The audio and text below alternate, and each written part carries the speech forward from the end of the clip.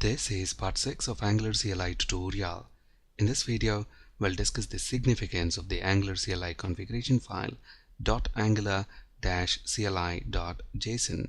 This is the configuration file that the Angular CLI uses. Notice within the project folder, we have a file with that name .angular-cli.json. As you can see, this file has several settings in it. The settings from this file are used when we generate Angular features like components, pipes, services, etc., when we run unit and end-to-end tests, when we build the application, etc. We'll be revisiting this file many times as we progress through this Angular CLI course. Name property specifies the name of our Angular project, which in our case is app4. Root property specifies the root directory of our application. By default, it is src. Notice here we have a folder src and all the project files are present within this folder. We can change this default name to anything we want by using source-dir option when generating a new Angular project using the ng-new command. Out.dir, this property specifies the output directory for build results. By default, it is named test. Assets, this property specifies the assets of our application to copy over when building your project. By default, whatever we have in the assets folder and this favicon.ico are copied over. Index, this property specifies the main HTML page of our application, which is index.html. Main, this property specifies the name of the main entry point file, which is main.ts. This file contains the code to bootstrap our root application module, app module. Polyfills, this property specifies the name of the polyfills file. Angular is built on the latest standards of the web platform. Targeting such a wide range of browsers is challenging because not all browsers support all features of the modern browsers. This can be compensated by using polyfill scripts that implement missing features in JavaScript. Test, this property points to this file test.ts, which is right here, and it's the main entry point for unit tests, and it loads all the .spec and framework files. tsconfig, this property points to this file tsconfig.app.json, and that file is right here, and it contains the TypeScript compiler configuration for our Angular application. And we have a similar file here, tsconfig.spec.json, and testconfig property points to that. As you might have guessed already, this file tsconfig.spec.json contains the TypeScript compiler configuration for unit tests, whereas this one contains the compiler configuration for our Angular application. Prefix, we'll discuss this property in just a bit, but before that, let's discuss the styles property. This property specifies the global styles for our application, which by default is styles.css. Instead, we can also use less or sass. Now, if we want to change it to less or sass, we can use the style option when generating a new Angular project using the ng-new command. Let's look at this in action now. We want to generate a new Angular project, so I'm going to use ng-new and then the name of our Angular project. I'm going to name it app5. By default, this project is going to make use of CSS. If you want to change the styles to less or sass, we can do that by using the style option. If you want to use less, you specify less like that. If you want to use sass, you specify sass like that. Now when I press enter, it's going to generate the new Angular project and install all the required npm packages. There we go. Project created successfully. Now let's change the folder to app5 and then open our project using Visual Studio Code. Now if you look at the styles property within the Angular CLI configuration file, notice it is set to sass instead of the default CSS. And if you look at the root component within the source folder, notice again this root component is using sass as the style. Because this setting is stored inside the Angular CLI configuration file, when we generate a new component, it's going to use sass as the style for that newly generated component. Let's look at this in action. Let's clear the screen first. To generate a new component using Angular CLI, we use this command ng generate component and then the name of the component. I named our component ABC. We can use this command or its shortcut ng G for generate, C for component, and the name of our component, ABC.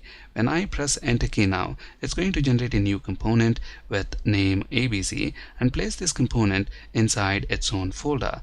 Notice it also has updated the root module file with our newly generated component. And if you look at this component, it is using Sass as the style instead of the default CSS. So every time we generate a new component, it's going to use Sass as the style. If you want to use CSS instead, then you can do so by using the style option along with this ng generate command. Let's look at that in action. So ng generate component, and let's generate a component with name XYZ, and I don't want to use Sass as the style for this new component. Instead, I want to use CSS, so I can use the style option with this ng generate command and specify I want to use CSS. Now when I press enter, it's going to create a new component with name XYZ, which it's going to place inside its own folder. And if you look at the style this component uses using, it is CSS instead of Sass. Prefix. This property specifies the selector prefix to apply for the generated components. Look at this property value, it is app. And if you look at the components that we have generated so far, look at the root component TypeScript file right here. And if you look at the selector of this root component, look at the selector prefix app. And again, if you look at this ABC component that we have generated, again the selector for that has a prefix app. Same is the case with this XYZ component. Notice the selector prefix here again is app. We can change this using the prefix option when generating a new Angular project using the ng new command. Let's look at that in action. Clear the screen first. Go back to C drive and let's generate another new project. Let's name this app6, and with this project we don't want to use that default selector prefix app, so I want to change that to something else. So I'm going to use -- prefix option and the value that we want to use as the selector prefix. Let's say I want to use prajim as the selector prefix, so we specify that value, and when we press the enter key, it's going to generate our new Angular project. There we go. The project is successfully created. Now let's change the directory to app6 and then open our project using Visual Studio Code.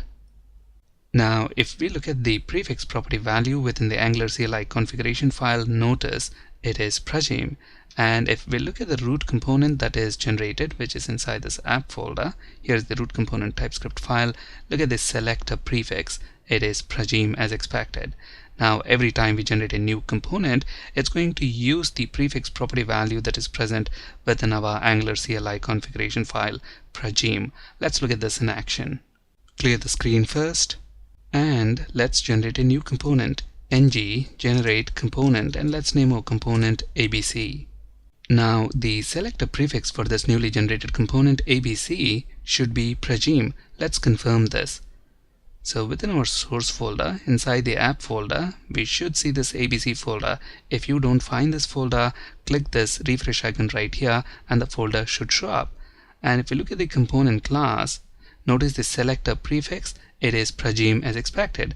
And if we look at our Angular CLI configuration file, we know this property prefix has prajim. So every time we generate a new component, it's going to read this Angular CLI configuration file and use this prajim as the selector prefix. Now if you want to override that, you can do so by using that -- prefix option along with the ng generate command. Let's look at that in action. ng gc, and let's name our component XYZ. With this component, we want to use a different prefix. So I'm going to use -- prefix option, and then let's say we want to use tech as the prefix. Now when we press enter, it's going to create a new component, and for this newly created component, the selector prefix is going to be tech. Let's confirm this.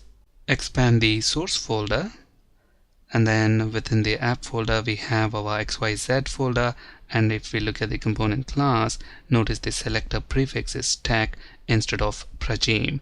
So we are able to override the value that we have within this prefix property by using -- prefix option again with ng generate command. There are several other settings in this file, We'll discuss what those settings are and their purpose in our upcoming videos as we progress through this course. So, the settings from the Angular CLI configuration file are used when we generate Angular features like components, pipes, services, etc., run unit and end-to-end tests, build the application, etc. The important point to take away is that the values in the Angular CLI configuration file depends on the options that we have used with the ng-new command when generating a new Angular project. For example, if you do not use the -- prefix option with the ng-new command, then the default value app is stored in the configuration file for that prefix property. This means every time we generate a new component, it's going to use that prefix property value as the selector prefix for that newly generated component. For some reason, for a newly generated component, if we want to use a different selector prefix than the one that we have in the configuration file, then we can do so by using the -- prefix option with the ng-generate command. So this leads us to another important conclusion. Some of the options like -- prefix can be used with several commands like ng-new and ng-generate. We have just seen that in action. Thank you for listening and have a great day.